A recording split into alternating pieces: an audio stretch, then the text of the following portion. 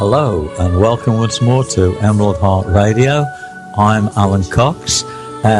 This show this evening, we're in time travel because as I'm speaking to you, it's 4 minutes past 11 on a Friday evening, but we can fast forward to Saturday morning at 4 minutes past midnight because Dave Ashworth is in Basel in Switzerland. Hi, Dave. Hi, Alan. How are you tonight? I'm fine, thank you. What's Saturday like? We haven't got there. It looks very good, actually. We landed just under 2 hours ago, so it's been a bit of a rush to get into the accommodation and plug in and get a wireless connection, but there's never a dull moment, as you know. That's right. How far from the airport is the hotel where you are? It's not too bad, actually. It's about 15 minutes. So, right, okay. Yeah. So we'll see the aeroplanes coming over. Well, you can't actually, no. They're coming over France and we're kind of east of the airport, so we don't hear them here, fortunately. That's good. We're right in the centre of Basel, and it's really quiet and peaceful outside. It's amazing. That's what we were saying just before coming on the air. It's been many years since I've been to Switzerland, and I went to Geneva and saw that famous fountain or whatever, but I've never been to Basel. Am I right in saying that we used to call Basel Bâle years ago? The French call it Bâle.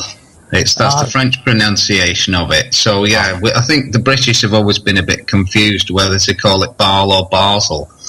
But the Swiss people call it Basel, so...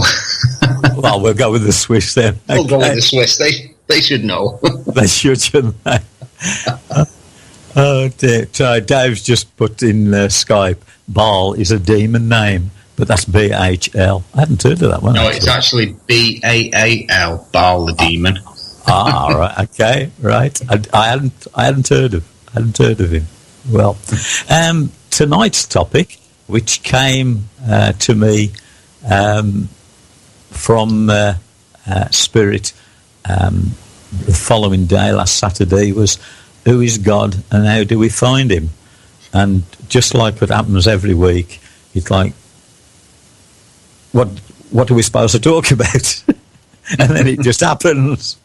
Yeah, that's right. So what's your thought on that one, Dave? Well, I think God is Morgan Freeman, personally. Who do you think he is? It probably is.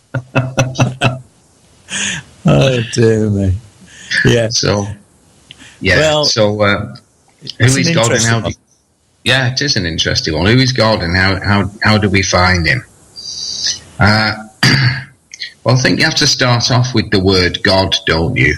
And put it into some kind of context, because there's been so much fear around the word God generated over the last couple of thousand years that, I've met many people over the years where you use the word God and they go into absolute fear, terror or whatever, and they leave the conversation and leave the building. And so I think what people need to do is to start to work with a new concept of what God is or what we mean by God. And God is just consciousness. Sometimes we use the term God consciousness, and it is just a stream of flowing consciousness, creative force, if you want. And we always kind of apply the kind of term God meaning male or masculine. Yeah. So the way I work is I have a very strong connection into the heart of the Earth Mother, but also into the heart of the universe. So whenever I'm working or whatever work I'm involved with, it's bringing both the male and the female aspects of the God consciousness together. So you could say, well, from my perspective, and my perspective is based on my experiences rather than anything that I've read or anything that I've heard from other people. You can only really judge reality from your own experiences, and you have to adopt your own experiences in order to do that and not go with the crowd, and that's what makes us individuals. So when I work with God, I'm trying to work with an equal balance of the masculine and the feminine. So if you think about the feminine for a change, because everybody thinks about God being the guy.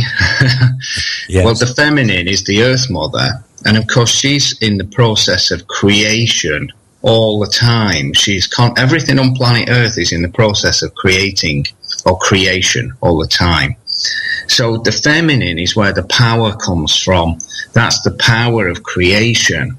And the universal or the masculine aspect of God is the light. So what happens when you go into a dark room? You put the light on. That's what happens. The masculine illuminates, and the feminine brings the power. So when you can bring those two together, the masculine and the feminine, you bring in the illumination and the power, and then you can manifest in this world. I don't mean manifest as in just manifest yourself, but you can manifest things into this reality. So what is it to you, Al? Now, to be honest, very much of what you've said, and I'm not just saying that just to agree with you, that's how I see it.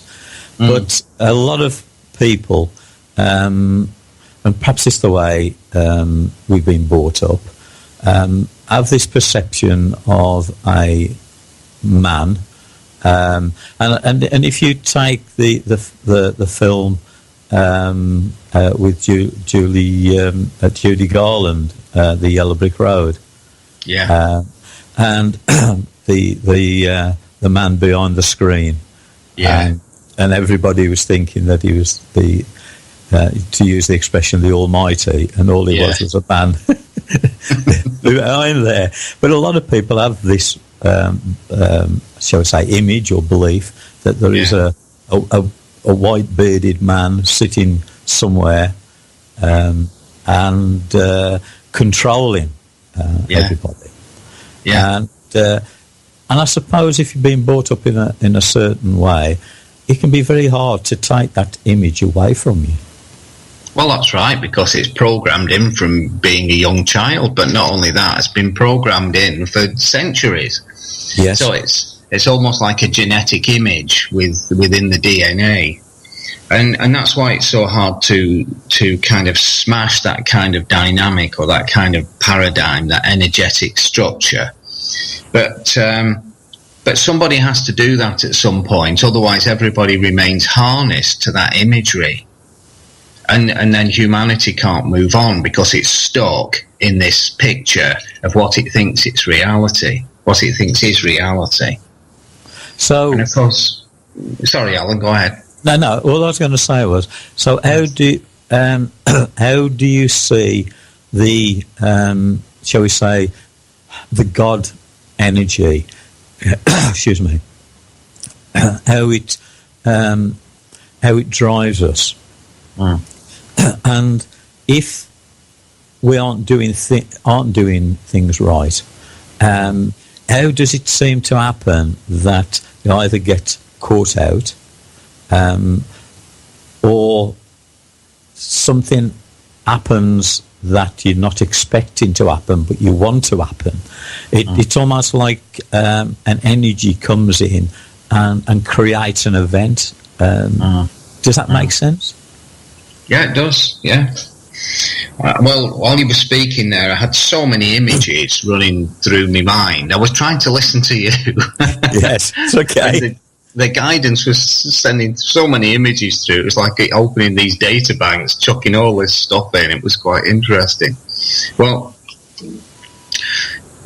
the second part to answer your question, we'll go a long way round.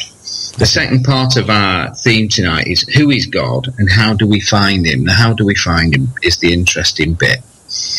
In Jesus' teachings, he has a saying, if somebody tells you God is in the heavens, the birds will precede you to find it. If somebody tells you that God is in the sea, the fishes will precede you. In other words, what he's saying is it's not anywhere you're looking. There's no point looking out there. There's no point looking up in the sky because he's not up there. That's right. And then he goes on to say, and he doesn't use the word God, but he uses the word the Father. And this term, the Father, is very interesting because what it teaches us about humanity is that we're not alone. And I think a lot of people miss that. So what he says is the Father is at your centre, and this is where you find him. So, of course, nobody looks there. The vast majority of people don't look anywhere. Yes. They just get on with life. And what they're doing is bumbling from one chaotic scenario to another one, usually, unless they've been given a life where it's what I call a weekend off life, where it doesn't matter. You know the kind of people. They can fall into the bucket of proverbial and come up smelling of roses over and over again. So, what we have is this. We're totally wired in to the masculine and the feminine consciousness, but the masculine has held sway for, thousands of years, really. That's where the dominant energy has been coming from. And with the awakening of the divine feminine, that's the balance is coming back the other way. But what tends to happen is you get a swing like a pendulum. You go from one extreme to the other. And I have a feeling it's not going to go from the extreme masculine into the extreme feminine before it finds a place, because the feminine carries the wisdom. When we work with the Emerald Heart, we work with a particular stream that links our hearts together called the Path of Light. And the guides also call this the wisdom stream. And the wisdom comes from the Earth Mother. So the divine feminine aspect is the wisdom.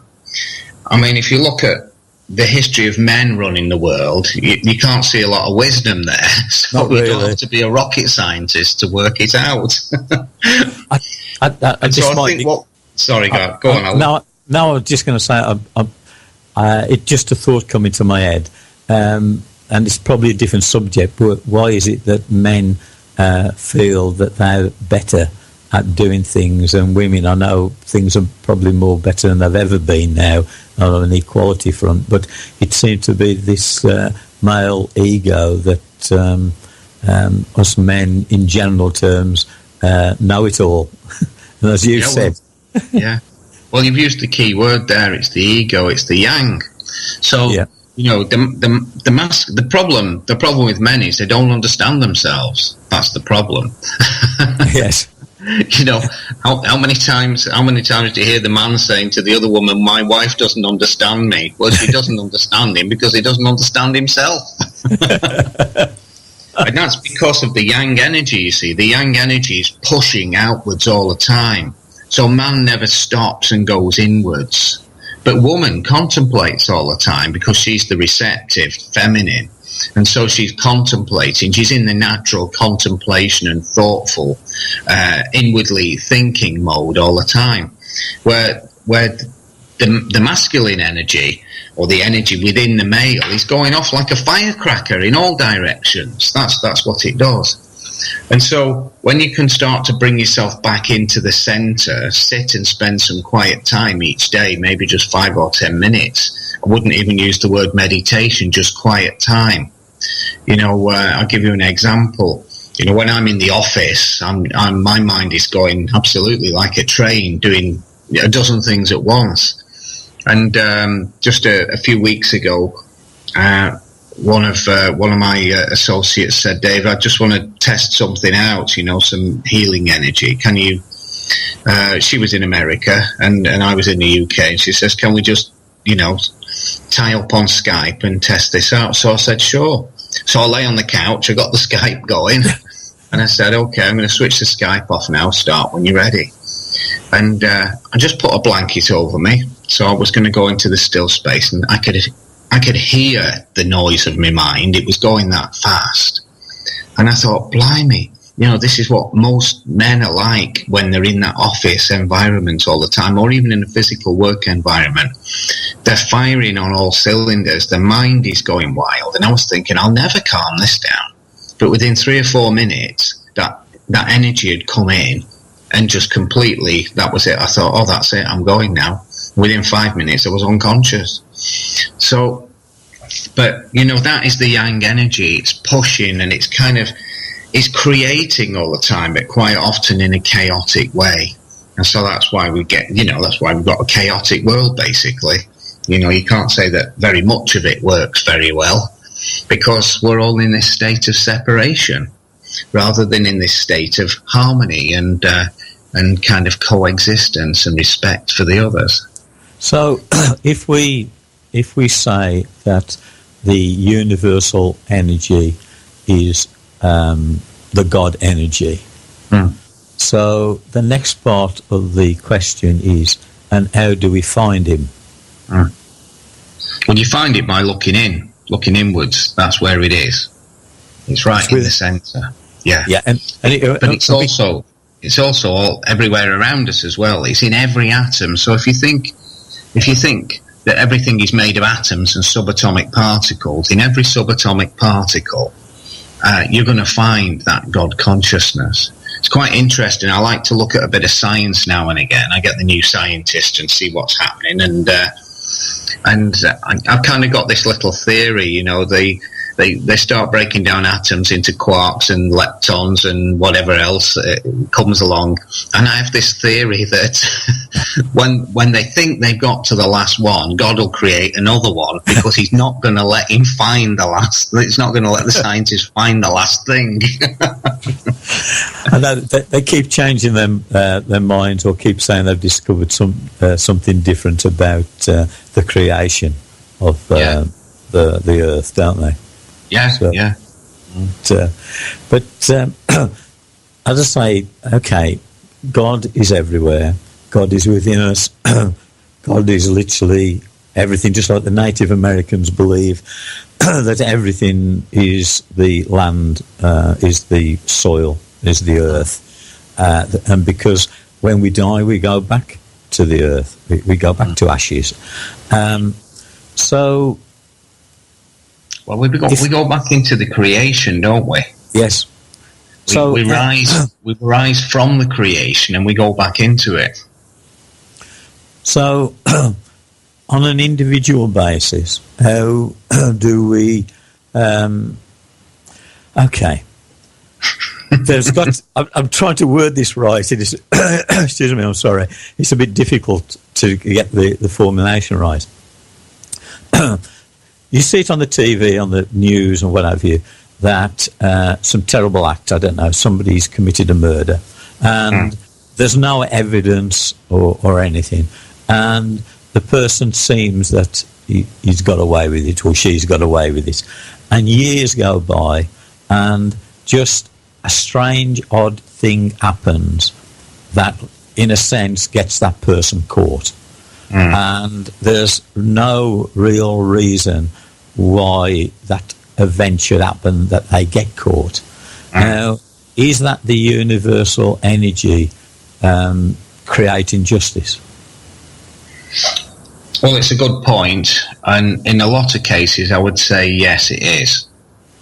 When you start to, when your consciousness really begins to open up and expand, and I'm speaking about the consciousness within the heart now, it takes you through some quite horrendous processes where you actually end up reliving every little thing that you've done which wasn't the right thing to do throughout your whole life. And when I was going through this process, I was sent out into the world to find kids of, when I was a kid of 3 or 4 years old,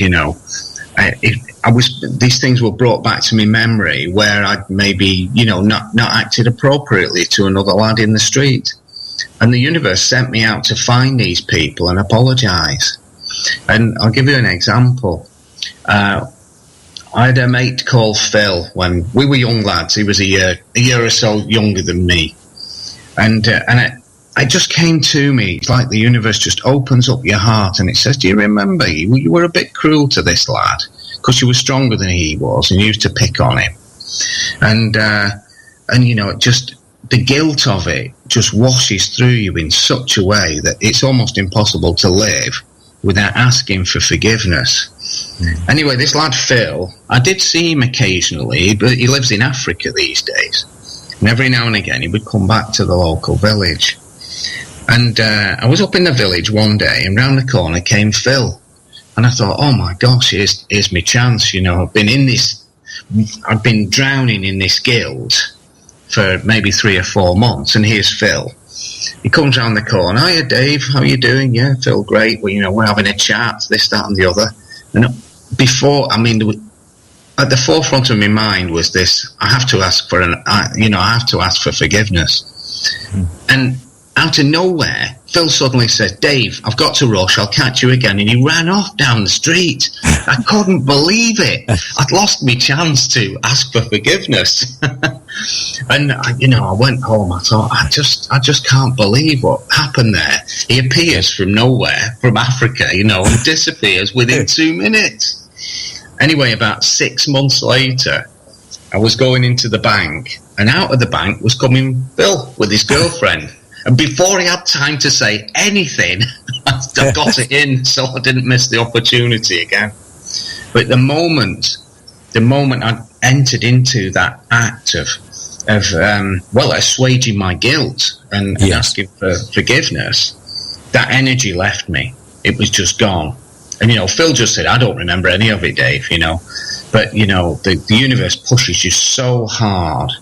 And, in Jesus' teachings, he tells you, when you begin to open up, you'll be turned inside out. It won't be a pleasant experience. And he says that there will be nothing that is hidden. You can't hide anything. And so you have to go through this whole process of atoning for your sins is perhaps a good way of putting it. So to answer your question there, I think sometimes the universe catches that person, so that they can start the process of paying back the karma, even though they're not developed enough spiritually to realise what's happening, perhaps. But the universe puts them in that position where it says, okay, well, you did this, and there's got to be payback, because the universe works on this law of balance in exchange, and you can't get away with pulling one over on anybody. It's funny, last week I told you I went to visit my mum in the rehabilitation hospital, and there was the guy with the prison warders in a separate room. Mm. Well, I went there again today to visit my mum, and they found that he's still there. He's still there. They've got the door open. You can see him, and it's hard to say how old he's. He'd probably, I don't know, 60s or 70s. And my mum says, it's terrible at night time, and so we can all hear. He says, the prison warders are shouting at him, and he's shouting back at them. He says, and then we've heard him say, oh, Pearl, help me, Pearl. And apparently that's this guy's wife. And they found out that he's in prison for murder.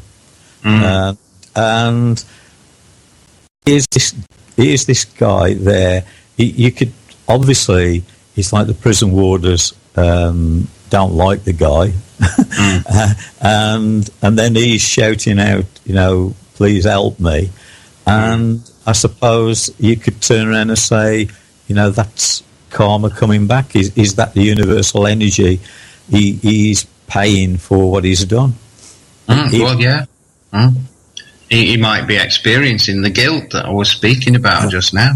Yeah, indeed. That's right. So, but that always fascinates me, is that you think you can get away with something in this life, but in the end you don't, do you? No, that's right, you don't. You can't. It's an impossibility. You can't get away with anything. So it's difficult to explain what this is like until the consciousness begins to open up to a large degree. But some of our people in the Emerald Hearts, the elders, the people at the top, they've all had to go through this kind of process, which is it's an absolute cleansing on an inner level. And what another teaching of Jesus is: why wash the outside of the cup when you should be cleaning the inside of the cup? Or he who made the outside also made the inside. Yes, so... it's true. That's right, yeah. So, and Dave just says, he who made the dishwasher wins. I like that. Personally, I like to wash up by hand. I don't like dishwashers. I've never owned a dishwasher, to be honest. I've always do it by hand. Yeah. Well, I don't own one either, but yeah. Pre-rinse by hand, then put it in the dishwasher, Dave says. Well, you might as well just get the washing up liquid out and just wash it up, and yeah. Well, here we are at the beginning of April, so it's a good time for a cleanse. We've got the equinox behind us. We've got summer solstice to come, so let's get cleansing and move ourselves forward. Well, I think we're having a break, aren't we? Yeah, I better not do what I did last night. I totally forgot about the break, and I carried on for about 4 minutes afterwards. And Dave was saying, it's break time. So, quickly, before we have the break, tell everybody the Emerald Heart website, Dave. Yeah, Emerald Heart website is www.emeraldheartlight.com. Okay. And shall we have a break now and come back after this? All right, thanks, Alan.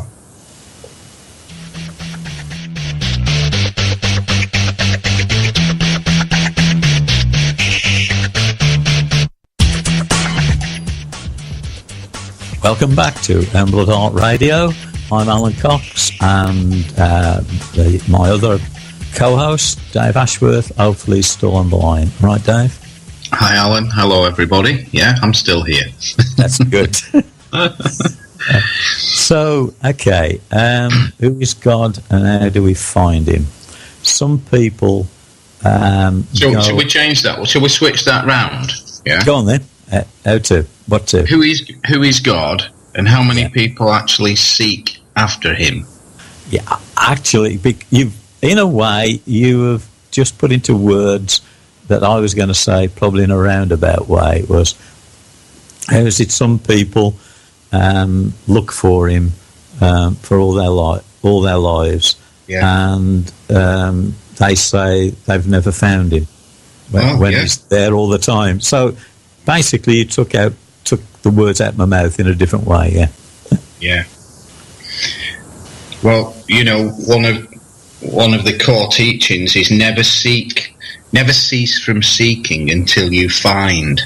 And when you find, you will be turned around, and you will marvel over the all.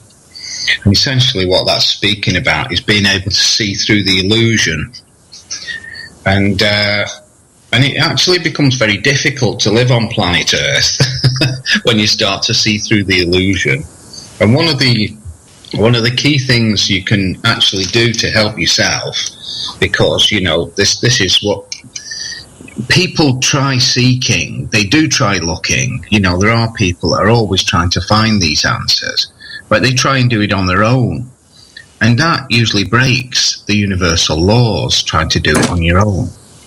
So, for example, the mystic poet, Sufi poet Rumi, said in one of his poems, "You'll travel 100 years to you'll travel 100 years to move a 2-day journey without a guide."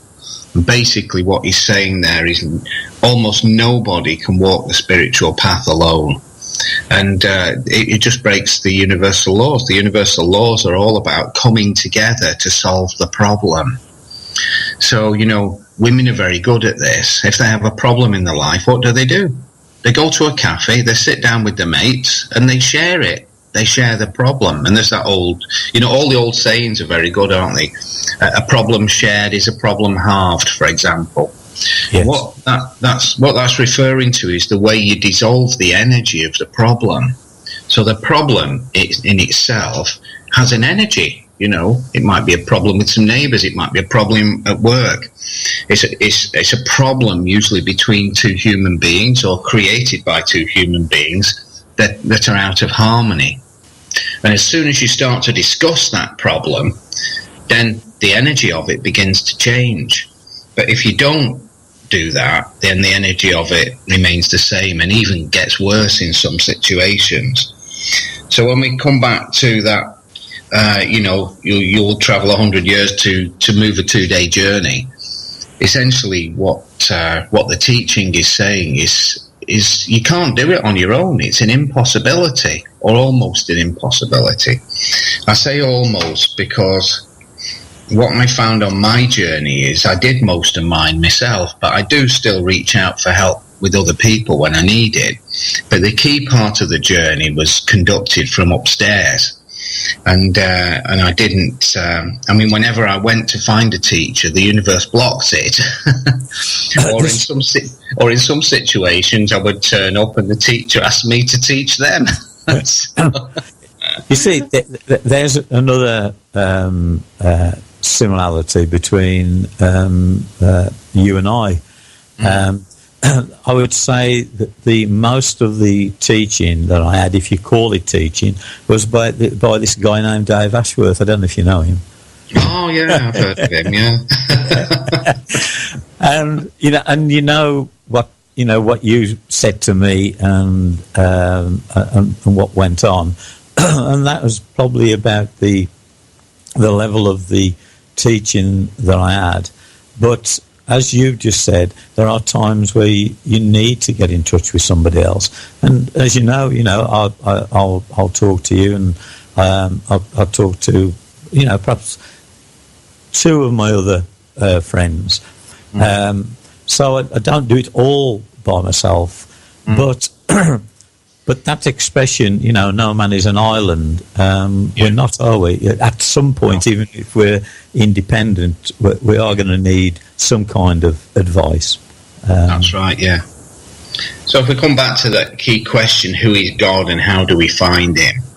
It's, when I'm working with guidance, this is the way it teaches me this. It says within the heart, there's like a seed of the God consciousness, like a little candle flame burning in the heart.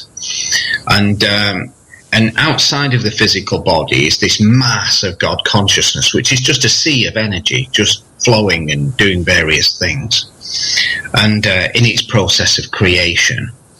And what the guidance says is, what you have to do is connect the two together. You have to connect the light or the consciousness of the universe into the consciousness of the heart. So the greater God consciousness is communicating with that little spark inside. So they call them the lesser God consciousness and the greater God consciousness. They're both the same, but they're kind of kept separate by the mind of humanity. So, my guidance calls the mind an entity. It calls it the entity of mind. It says they say the mind just gets in the way all the time of what you're trying to find. So we're all on the same journey of trying to find the God consciousness, whether we know it or not. And at certain points in certain lifetimes, you will go through acceleration processes where you begin to find it. And these processes are very interesting, to say the least. So, who is God and how do we find him? Well, who is God is actually you, but you just don't know it yet. You've not awakened to the point where that greater God consciousness and the lesser spark within you have fused together and become one. And when that actually happens, and it happens in stages, it's almost like watching a nuclear reaction, a nuclear explosion, and how it vaporizes the atmosphere. What happens is you get one atom touching another atom and changing the state of it very quickly, and it's like a domino effect. It just floods through the whole consciousness in a wave. Again, we seem to be getting a lot of Jesus type teachings coming up tonight. But what Jesus says about this is when he speaks about your consciousness shifting, he calls it a movement with a repose. What that means is you get this sudden acceleration and expansion, then everything settles back more or less to where it was in your everyday consciousness, but your deeper consciousness is much more expanded. So, when I'm doing my ordinary everyday stuff as a human being, I'm an ordinary everyday human being. But when I need to do some spiritual work, that expanded consciousness just opens up, it switches on, and I can see and do what I need to see and do. So as people, as who we are as a personality structure, we remain the same. And I think this is what trips a lot of people up, because they think they're going to become different. You certainly do become different, but not in a massive way. You've still got your personality structure, but it's your consciousness that expands and changes. So, did we choose to come down and be who we are? Did God have a hand in saying, well, I think this is who you need to be this time? Put the jacket on and go down there. Yeah. So it might be a bit of both of those things. We don't really know. But it doesn't matter. The fact is that we're working out this journey, and it's going to take, for most people, many, many incarnations to do that. And so, when I'm due for coming the next time, I won't be coming back as Dave, the person people know as Dave now. Although I might come back as somebody that has a slight physical resemblance to him. What do you think about that, Alan? I also see that from previous lives, in different roles, in different ways, we meet people that we've had, and I use the term very loosely, relationships with, but be whatever kind of relationship.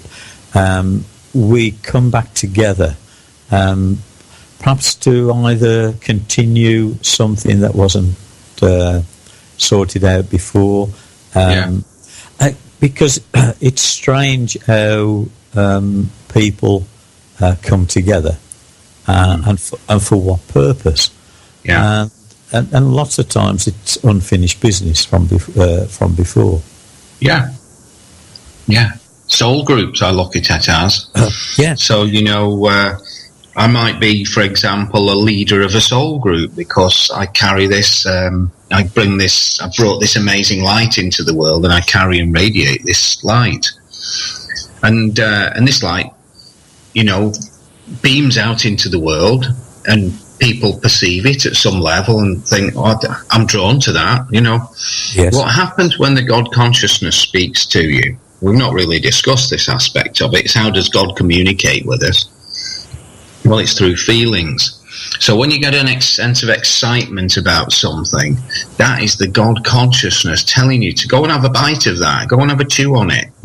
I want you to experience this. That's what the excitement is saying. And that is the God consciousness. So the God consciousness is communicating with you all the time through the feelings. But if you've never been trained to understand what these feelings mean, then you just, God's wasting his breath. He's talking to you, but you haven't got your hearing aid switched on.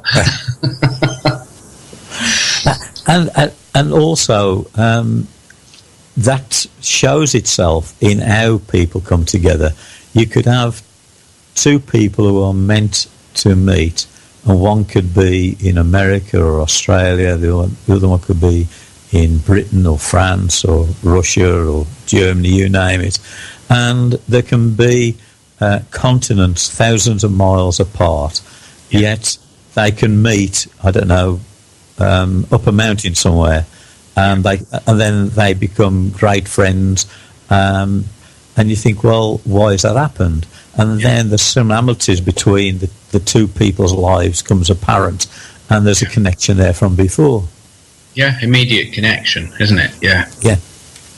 And so, that immediate connection can happen for many reasons, but particularly with soul groups, these people, they absolutely know with all their hearts that they have to follow a certain path.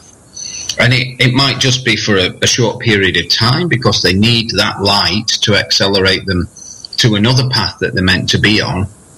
Or it might be that they suddenly find their life path. Yeah. Some of the people that I have round me, last year, for example, the Emerald Heart, for want of a better term, is like an organisation or a ship with a crew, and I'm the captain of the ship, and lots of other people are working with this light and taking it out into the world in their own way, using the light to express through themselves in their own way to help other people. But guidance started speaking to me about 18 months ago and saying, Dave, it's time to hand over the mantle. So that was a bit of a shock, I can tell you.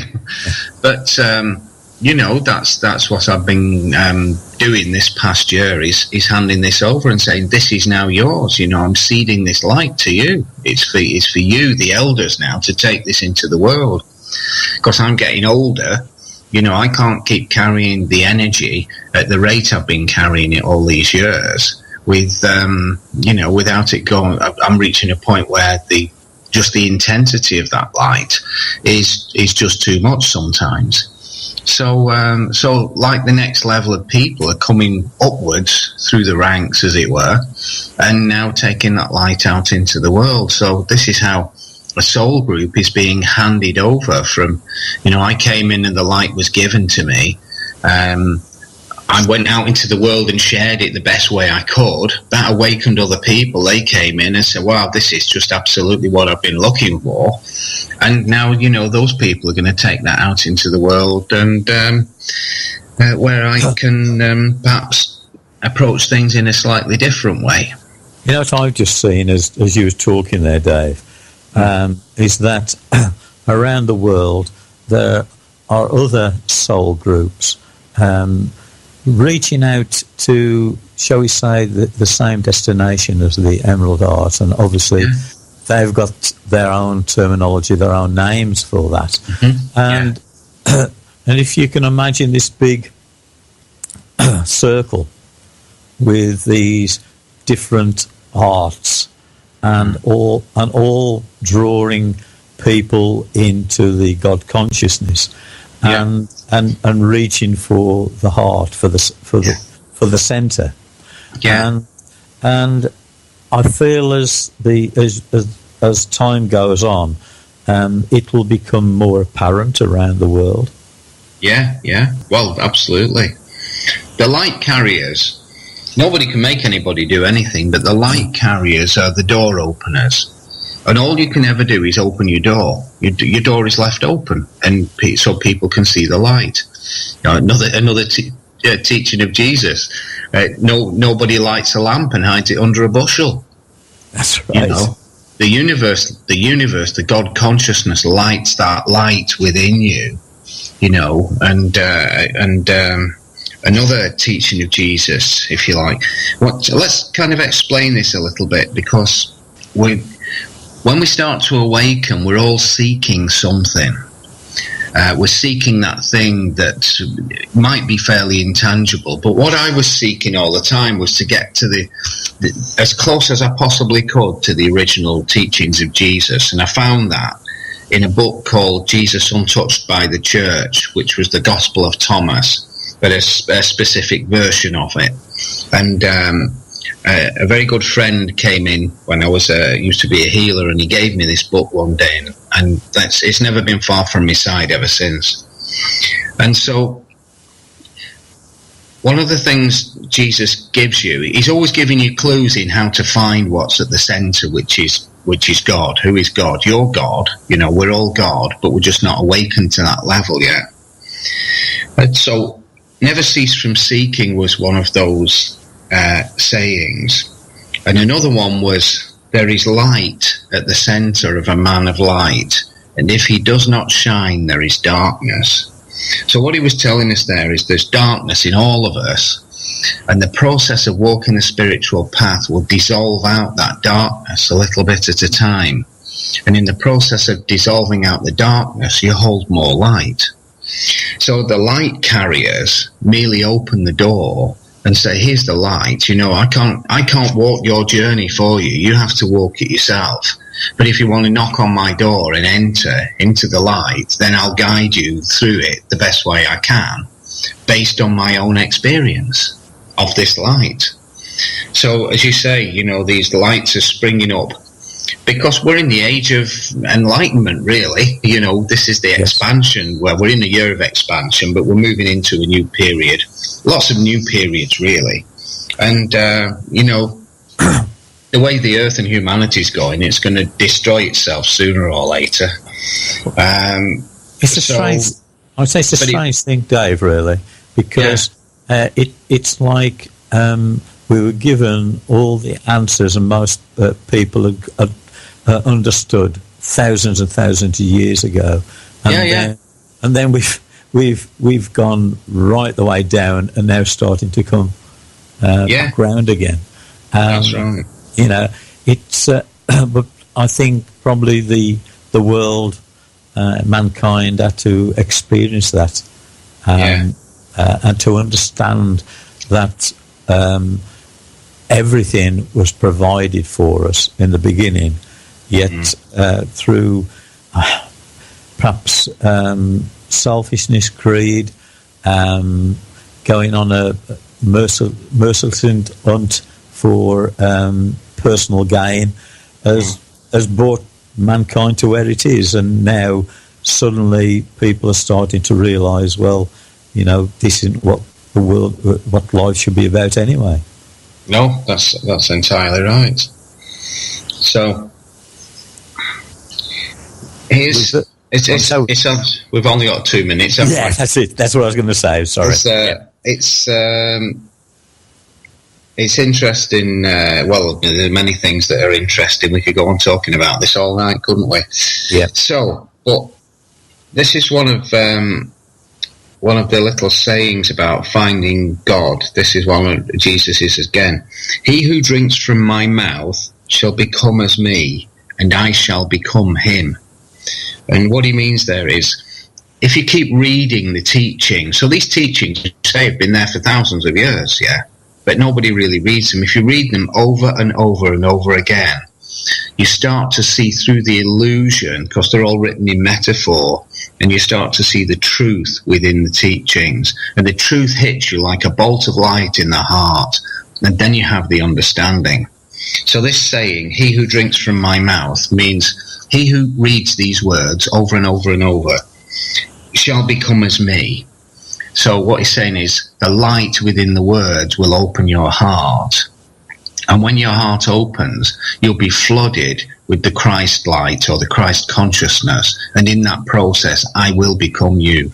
In other words, we will become one stream of consciousness. You will become part of the universal consciousness. And that's what enlightenment is.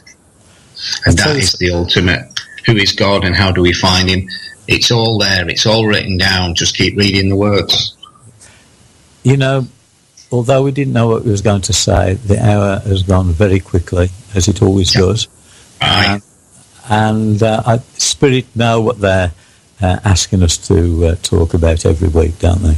Yeah, they do. They do. So, do you want to give everybody the website again, Dave? Yeah, and just before I go, we're in Switzerland, Basel, this weekend, because we're teaching the Divine Plan Healing System, which is only the second time it's been taught, this brand new system. You can find information on the website at www.emeraldheartlight.com. Thanks very much. That's brilliant. And if anybody's interested in looking me up, they can at calmingthoughts.com. And is it the same as last week? If anybody wants to join you in Basel, they still can? They still can, yeah, if they get in touch via the website. The organiser is Florence Sumbil in Basel, and her details are on the website. Anybody wants to come at the last minute, the kettle's on and the cake will be out. Okay, so it's time for us to sign off. It is. So it's good night from me. And it's good night from him.